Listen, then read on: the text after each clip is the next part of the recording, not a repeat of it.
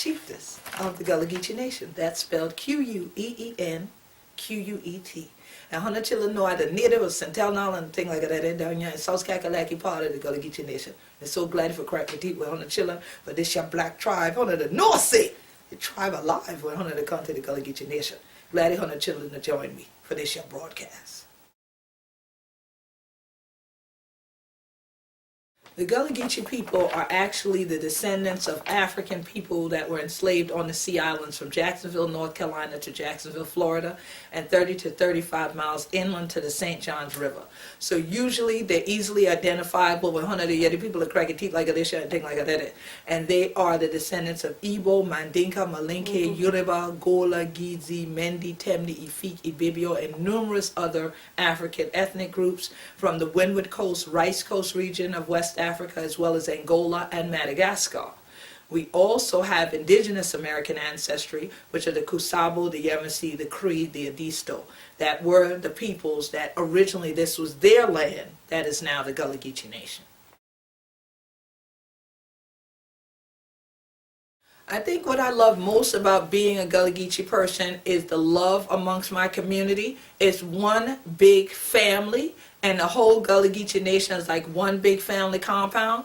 So like a lot of people, when they've never dealt with, say, a lot of West Africans at first, and if they don't know the language they're speaking, we tend to talk kind of loud, and people will say we're real colorful and animated, and so they'll think we're fighting. But they're not, okay, or even we may be joking actually, but everybody in the circle will know, but the outside person won't. Or even if it seems like we are so vehemently angry with each other that we would never speak again in Western society, you'll see them saying two people a few hours later walking down the dirt road together laughing or sitting to the table and nap and thing, even if they take the dinner table plate and slam it on the table. Here, eat this. Well, thank you. All right then. Okay. Because one thing about it is being from Sea Islands, it's a small community. And so one thing I always tell the children is we're from islands, but we're not an island. So every individual is not their own separate island. You will need somebody else at some point. And I think the Gullah Geechee Nation, we just embrace that, and we don't even realize it that we're that much different than other people till you look at how other people actually say, I ain't talking to them no more, and actually don't do it. Where we'll actually talk to each other because there's a lot of love in the community.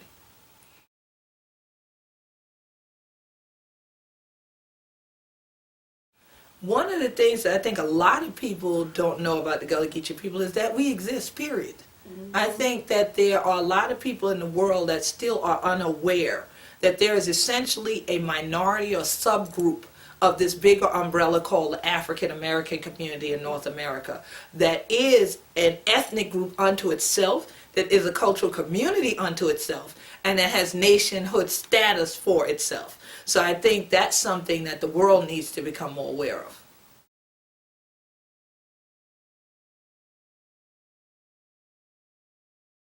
The interesting thing is there are no differences between Gullah and Geechee people. Gullah Geechee people are one people. They are one. It was socio-anthropologists that started segregating and saying that Gullahs are on the South Carolina Sea Islands and Geechees are on the Georgia Sea Islands, and that we were not the same. We are and have always been the same people. The linguistically is where the differences come in. Gullah is actually the original language with African phonetic structure, African vocabulary, African syntax, and very occasionally an Elizabethan loan word from English is added. But the meaning of that word now changes from English into something else once it comes into Gullah. Geechee became the dialect of the Gullah language created as a bridge language or a pidgin of the language the more Gullah speakers interacted with American English speakers. So now you have people who cannot speak Gullah at all, but they can speak Geechee, or they can understand Geechee and Gullah, but they cannot articulate it themselves. They only speak American English. So they would have yet me to crack my teeth like this and say, go on and get that cut in there. Well, where is it? It's how they'll respond, because they can't respond back in the language anymore. However, they can hear it and they know what it is. So people will often think there's a separation, but there really is not. except for within the language pattern itself.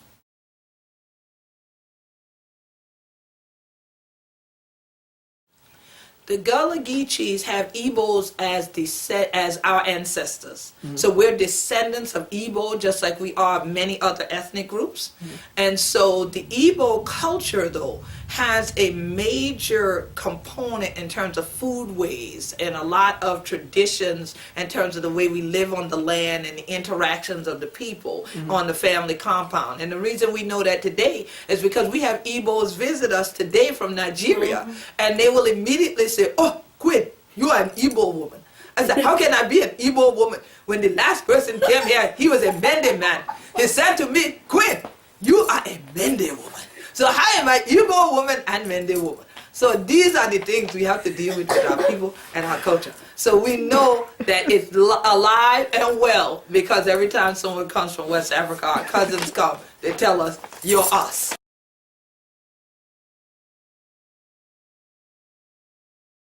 Interesting you would ask me this question. What are some of the heroes or sheroes of the Gullah Geechees? Because people would always say, "Well, you are Queen Quet to me."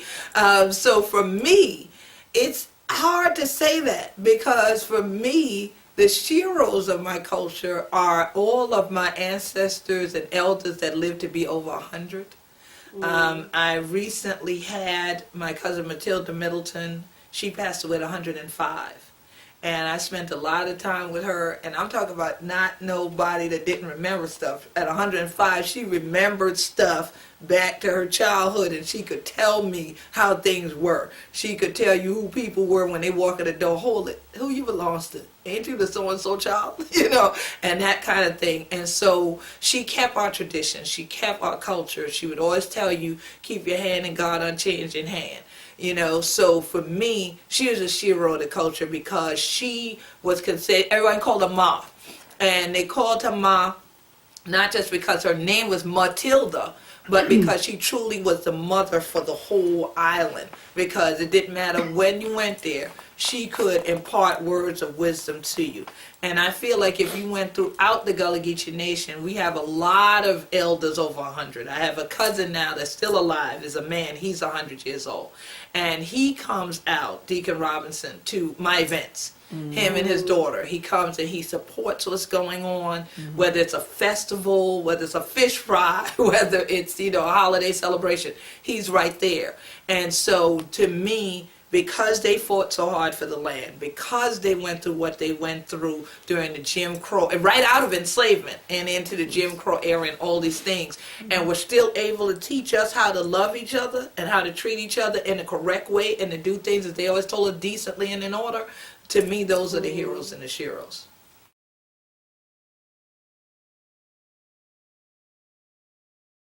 What took place, I can only say, was divine order. I founded an organization called the Gullah Geechee Sea Island Coalition in 1996.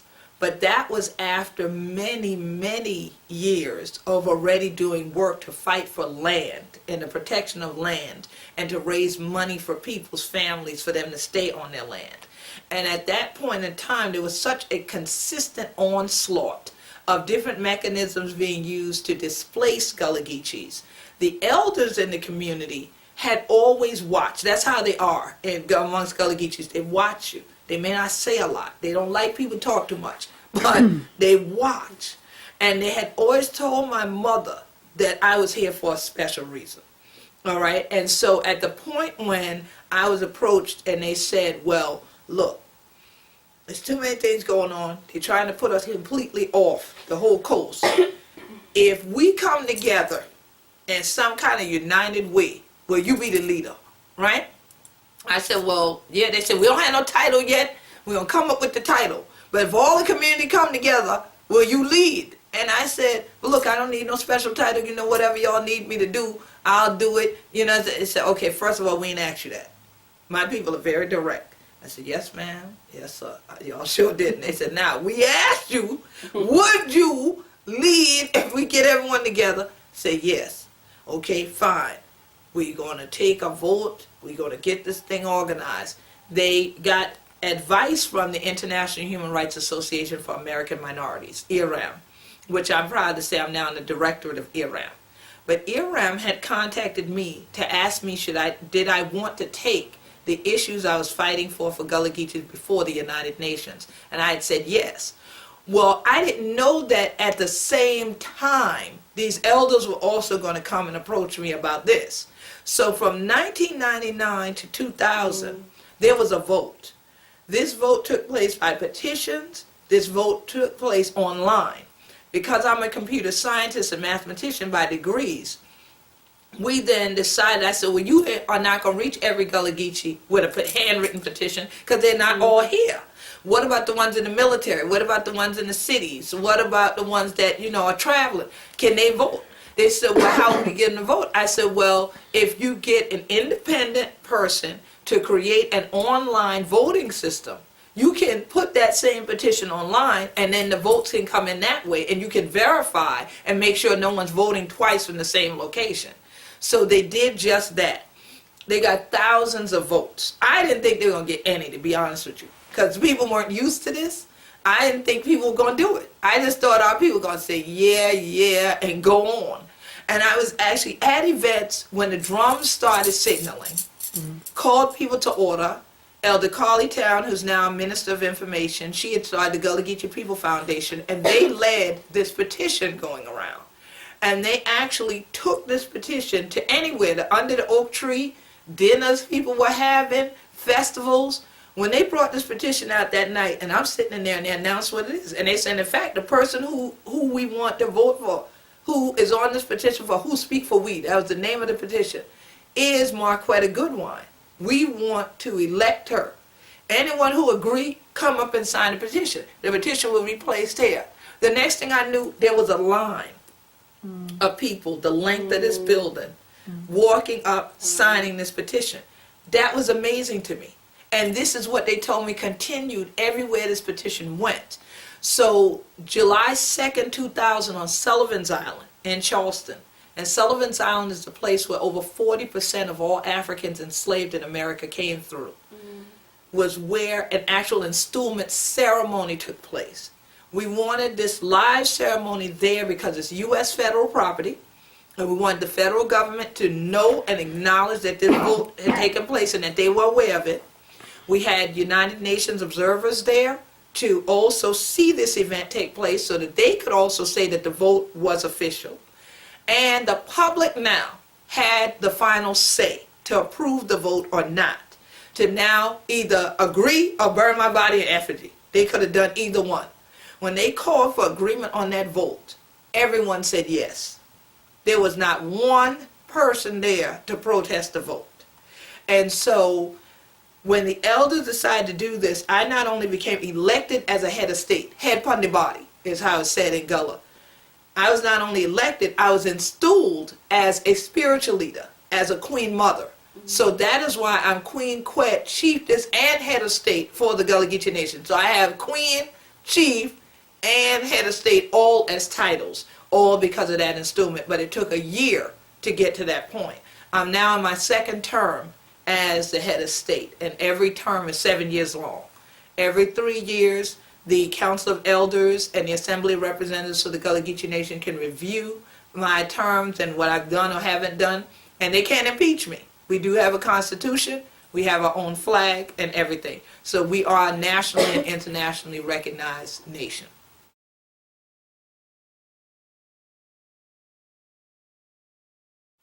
Well, it's interesting. My main responsibilities as queen really remain the same thing as I was doing before I got installed, which I believe is why the elders thought I should be the one, because I had done so much work for just Gullah Geechee, not just for, I involved myself in all black causes, but for Gullah Geechee, where other people were doing stuff just black or for civil rights. Here I was focusing on land and human rights for Gullah Geechees, where others were saying, get rid of that term Gullah, get rid of the term Geechee, stop that talking like that, you'll never get anywhere in life doing it. So now my role is to educate the world that there was nothing to devalue about Gullah Geechee in the first place.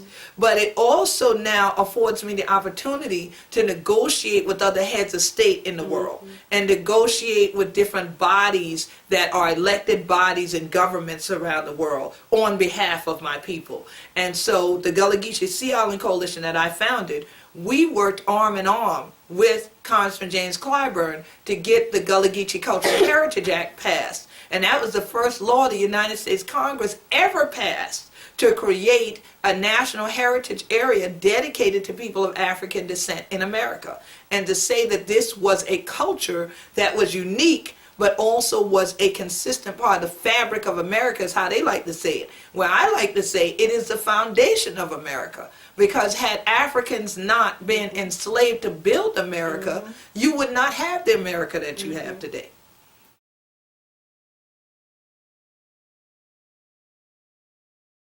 There have never been any other Gullah Geechee kings or queens installed in North America. Now, of course, in our ancestral background and in our collective consciousness, this is one of the reasons why our elders today return to an installment ceremony, because it actually was a part of our tradition in the motherland to have chiefs, to have chieftesses, to have installed peoples that are leaders of the communities, queen mothers and so on, that are respected members of the community. But I am the first one for the Gullah Geechee Nation.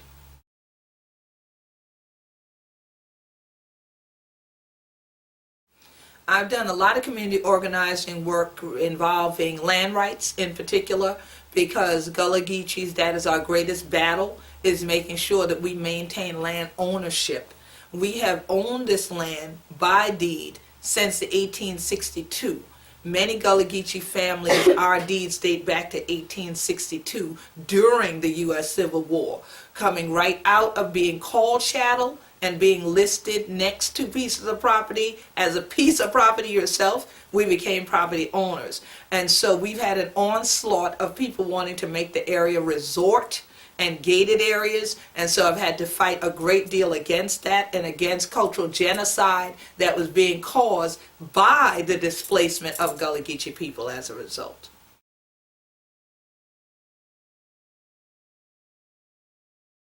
Currently, I am a member of the Directorate of the International Human Rights Association for American Minorities and the International Human Rights Council. And so I have served on behalf of the Gullah Geechee Nation as well as those organizations that are NGOs. IRAM is actually a non-governmental organization with consultative status with the United Nations. In 1999, I became the first Gullah Geechee ever in the history of the world to speak before the United Nations on behalf of Gullah Geechees.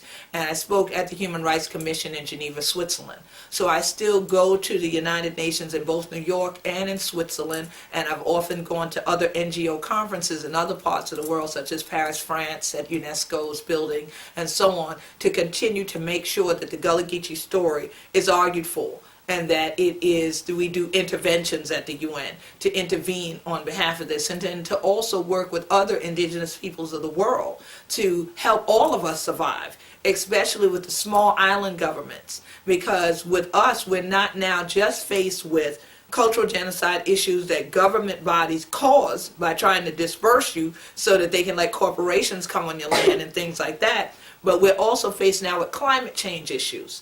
And because we live directly in the Atlantic Ocean, this is another issue that I've been working on with the United Nations over the past 4 or 5 years now, attending a lot of the conferences that relate to this matter and how we need to put more pressure on the Western society for them to change their ways and the behaviors on land so that we can kind of decrease the carbon emissions, so that we can kind of stave off some of the climate change issues.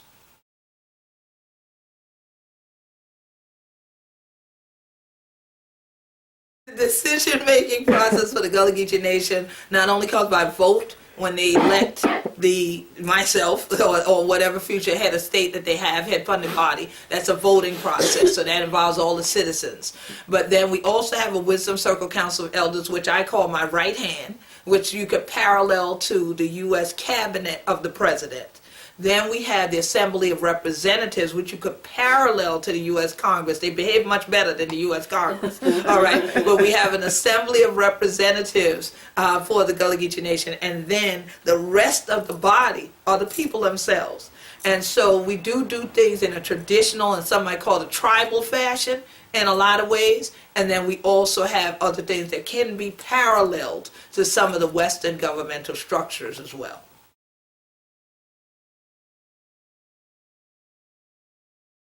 One of the major things that we have to accomplish is we have established the Gullah Geechee Land and Legacy Fund that we are in the process of raising money to create an endowment for, so that we can have a massive fund that can purchase land when, say, an elder who never had children, they don't have anyone to have as heirs to that property. So if they pass away, the government's going to get the land.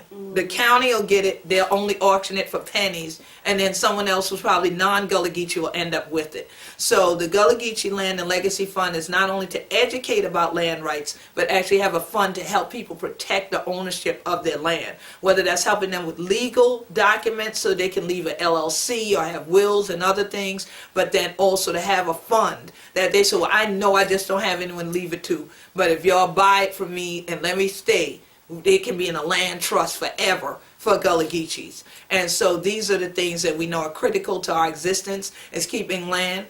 The next thing is we do have the Gullah Geechee Alkebulan Archive.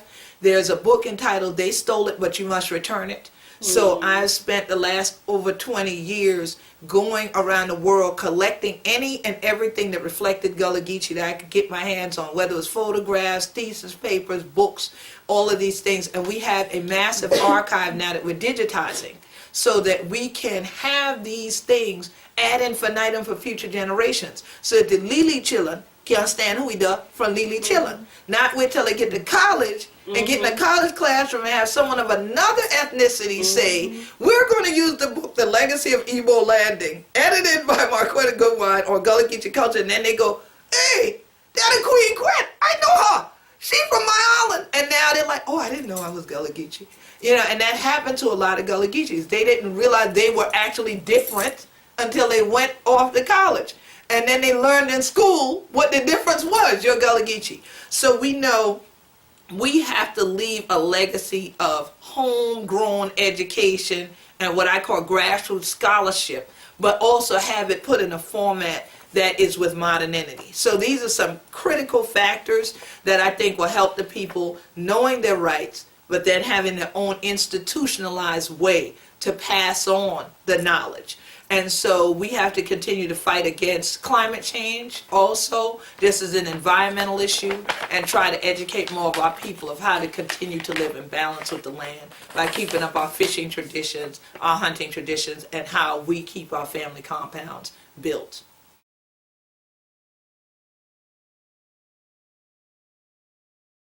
Spirituality is critical to all Gullah Geechees.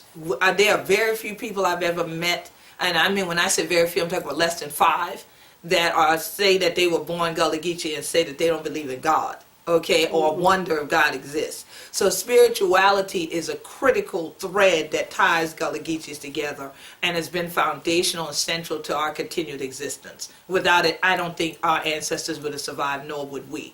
And so the seeking tradition was one of the elements that came through the Bush Arbor, the Brush Arbor, later into the Praise House, and then into certain churches. Because of the modernity of some churches, they got away from seeking, also due to the fact that outside people started moving in that were not of our culture. People didn't feel safe with seeking, because seeking means you have to go out literally in the wilderness, and you have to go out when it's still dark, for they're clean and things like that. And so you are already dealing with snakes and other things that may be out there, but you know that your faith and God is going to protect you from that. But then as people who became more modernized in their thinking, we got more fearful about things, and strangers came in. They didn't want to have to contend with someone coming upon somebody in the woods and not understanding why that person is there. So some institutions don't do seeking anymore. But to be in the Praise House and to be a part of a traditional community like that, people still do. And so the seeking process is still an African continuation that we kept here in the Sea Islands. So it's almost like others would call a vision quest. And so it's a very, very sacred thing, and it's a very, very private thing for those who've done it.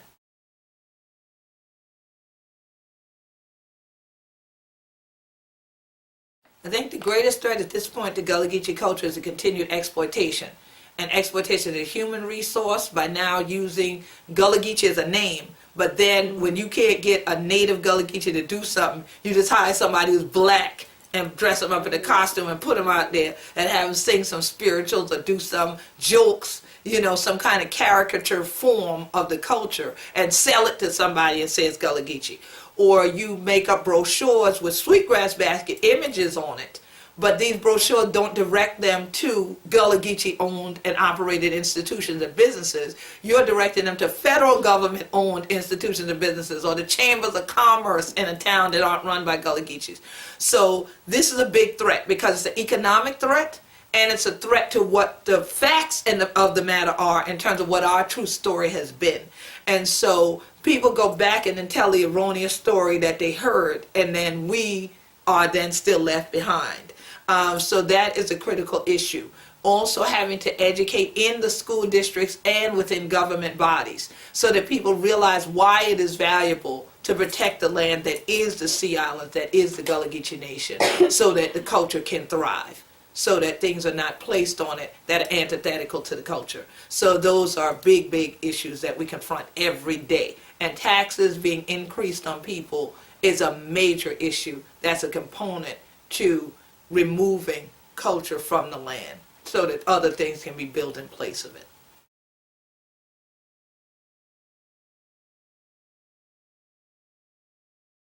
The demographics of the Gullah Geechee Nation it varies because throughout the Gullah Geechee Nation we've had such an onslaught of displacement from places like in the northern part of the Gullah Geechee Nation, Wilmington, North Carolina, into Myrtle Beach area, South Carolina, where so many Gullah Geechees have lost their land and many of their family members have moved north and out of the area altogether, that you will get in those areas and you'll find that the majority population, if you looked at census records, is no longer African American or black. That you will find it has shifted in the opposite direction. Wherein Peter Woods even wrote a book called Black Majority. And the reason being is that all the way up to up to at least 1980, Gullah Geechees were the black majority along this entire coastline. So you were talking about within a 20 to 30 year span of time, this shifting of the demographics in the opposite direction. Wherein now you will find that areas like Hilton Head Island in Beaufort County, South Carolina, for instance, used to be 90% Gullah Geechee, just like St. Helena Island is still 90 to 95% Gullah Geechee today in the same county. And now they say that the population of people of African descent on Hilton Head is 15%. And that doesn't include just natives. That means also African Americans that moved to Hilton Head also that are not natives are there. And so it's blended depending on where you are in the Gullah Geechee Nation, whether you are going to have a mass majority like St. Helena Island and Sandy Island, Wamalo and places, or if you have places where you have more resorts coming in and you have more recreation coming in. That's where the displacement factor comes. And many Gullah Geechees then moved inland or moved out and moved to urban areas. And so you have a lot of Gullah Geechees in New York City, you have a lot in Atlanta, Georgia, you have a lot in Jacksonville, Florida. And interestingly enough, the city of Jacksonville, Florida is the largest Gullah Geechee city with the largest population that there is, and most of them there don't know they're Gullah Geechee. If you ask a black person in Jacksonville, are you Gullah Geechee? No, my uncle them is. My granddaddy them be Gullah Geechee. Well, how do you not be? It's the same person, same culture, same ethnic group. So the demographics are of concern very minimally to me because I'm a mathematician. And most of the demographic data is skewed because it comes from census reports. People of color largely will not fill out census forms. And in Gullah Geechee tradition, because we don't do head counts, it's just a cultural thing, almost like a cultural taboo, we won't fill it out. So therefore, we've had entire swaths of the Gullah Geechee Nation not even counted. So we know that those numbers are inaccurate. I have reviewed these things many times as a mathematician. I can see error all over the place. So that doesn't bother me. What bothers me is my greatest concern for the Gullah Geechee Nation are people who are descendants of the Gullah Geechee Nation, who've been acculturated in Western society, who devalue their own culture, who have now been assimilated into mainstream American society so far that they don't see the land in the Gullah Geechee Nation as an asset. They see it as a liability because they have to pay taxes. And they don't want to pay taxes, so they don't share in the tax burden with their family members that live on the land. And they eventually force the family to have to sell the land because they'll take them to court and say, well, somebody want to buy it from us, just sell it. Then at least I can just get this money now. So, but once you spend that money, you spend it once, and it's over with. It's done. And you have now put your whole family and all of its history back on an auction block for sale. You have now been a participant in cultural genocide. That is our biggest problem today that we're faced with, is the lack of knowledge, the real literal ignorance of other people of African descent who are actually descendants of the Gullah Geechee Nation, who have no knowledge that they are or are not concerned about it. We have right now major entertainers out there who know that their family members are from this coast and wouldn't give a dime. We are in the process, we are $650 short of the Gullah Geechee Land and Legacy fundraiser for this year. These people are in our Twitter feed, these people are on our Facebook fan page and have not sent $5. And these are major entertainers. I'm talking about people who do one show and get $100,000 or do one movie and get $1 million. So, and they haven't given a dime. But they're more interested in getting a DNA test like the rest of the African American population than someone, and some of those DNA tests are not accurate. Some of it is a scam. They'll believe what they tell them on the paper and then fly to Africa and get $50,000 in a village. I'm not saying don't help there. But we were raised to believe charity begins at home and then goes abroad. So if this act can't stand up right long, Hunter children need for help hold up this just act your fuss.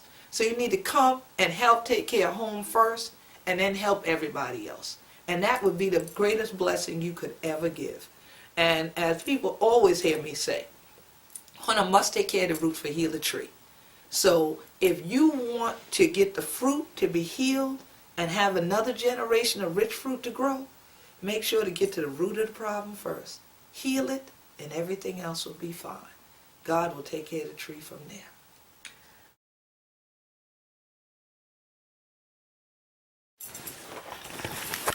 And the flag. This is the Gullah Geechee national flag, okay? And you will see that even in the center of it is a tree. That tree consists of human bodies that's intertwined. So all of the Igbo, Mandinka, Malinke, Yoruba, Gola, Gizi, Mendi, Temni, Ifiki, Bibio, and all the others that I mentioned earlier, that is them. That is us. And so you see that the tree is central to all that we do. You see that the circle is central to all that we do. And this circle sits on blue because we believe the water to bring we up, the water going to take we back. That's also for the indigo that our ancestors were forced to harvest during chattel enslavement. The green represents the land, because we know that the land is critical for our existence. All right, and the gold represents black gold because we will call black gold black cargo, as well as the Carolina gold rice that our ancestors harvested. And so in all of this, this is our story. But you see, it's inextricably tied together. You can't pull apart that tree. We're always tied together, and we're always rooted in who we be, and we be Gullah Geechee anointed people. Oh.